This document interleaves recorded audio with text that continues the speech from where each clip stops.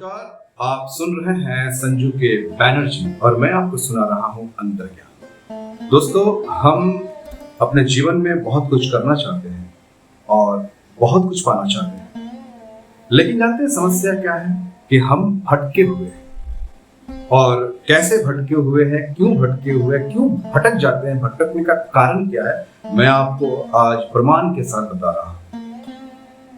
कई बार क्या होता है कि हमें करना कुछ ये है और हम वहाँ पूरी तरह से उपस्थित नहीं हो पाते हैं।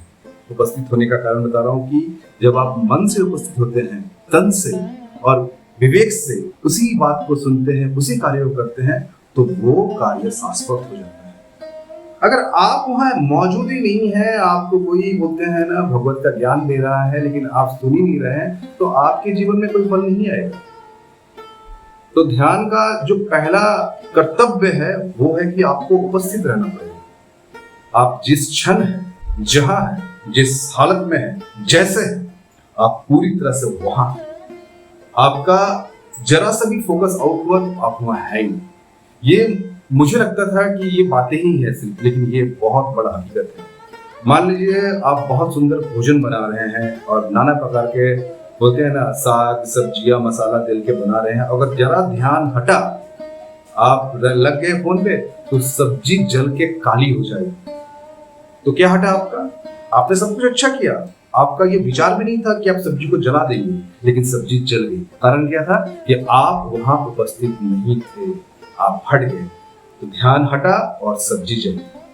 तो उसी तरह से हम जब भी कोई संकल्प लेते हैं, जब भी कोई काम करते हैं और वो काम को हम सही तरीका से ध्यान पूर्वक नहीं कर पाते हैं, तो वो काम अधूरा ही रह जाता है। हमारे जीवन के प्रतीक बोलते हैं ना, प्रत्येक क्षण हम जो निर्णय लेते हैं, अगर वो सही तरीका से हम नहीं कर पाए तो वो काम अधूरा रह जाता है।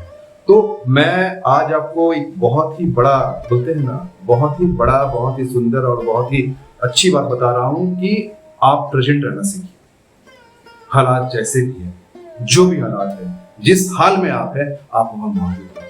अगर सामने वाले से बात कर रहे हैं तो उसकी बातों को पूरे ध्यान से सुनिए, वो क्या कह रहा है।